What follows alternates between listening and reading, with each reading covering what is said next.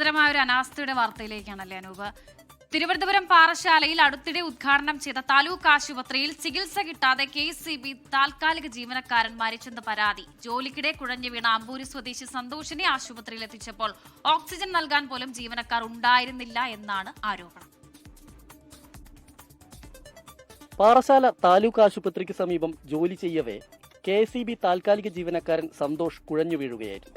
ഉടൻ തന്നെ സഹപ്രവർത്തകർ ആശുപത്രിയിലെത്തിച്ചെങ്കിലും ഡോക്ടറോ ചികിത്സ നൽകാനുള്ള സംവിധാനങ്ങളോ ഉണ്ടായിരുന്നില്ല. ഓക്സിജൻ സിലിണ്ടർ കണക്ട് ചെയ്യാൻ പോലും ജീവനക്കാർ ഉണ്ടായിരുന്നില്ലെന്ന് സഹപ്രവർത്തകർ പറഞ്ഞു. സന്തോഷിന്റെ സഹപ്രവർത്തകർ ആശുപത്രിക്ക് മുമ്പിൽ വൻ പ്രതിഷേധമാണ് നടത്തിയത്.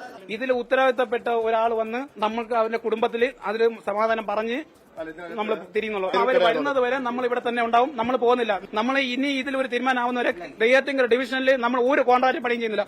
അതേസമയം ആശുപത്രിക്ക് വീഴ്ചയുണ്ടായിട്ടില്ലെന്ന് സൂപ്രണ്ട് നിത നായർ പറഞ്ഞു.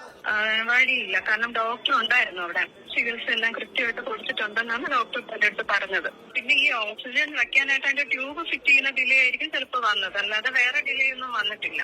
തിരക്കിട്ട് ഉദ്ഘാടനം നടത്തിയ ആശുപത്രിയിലെ ചികിത്സാ സൗകര്യങ്ങളുടെ അഭാവം 24 നേരത്തെ വാർത്തയാക്കിയിരുന്നു. കോടികൾ ചിലവഴിച്ച് മാസങ്ങൾക്ക് മുമ്പ് നവീകരിച്ച ആശുപത്രിയിലാണ് ഒരു ആദിവാസി ജീവൻ ഇല്ലാതായിട്ടുള്ളത്. ചികിത്സാ നിഷേധമാണ് ഇതിനു പിന്നിലെങ്കിൽ കർശനമായ നടപടിയാണ് ഉണ്ടാവേണ്ടത്. ക്യാമറാമാൻ സന്തോഷ് ചേകവർക്കൊപ്പം S. വിനേഷ് കുമാർ, 24 തിരുവനന്തപുരം.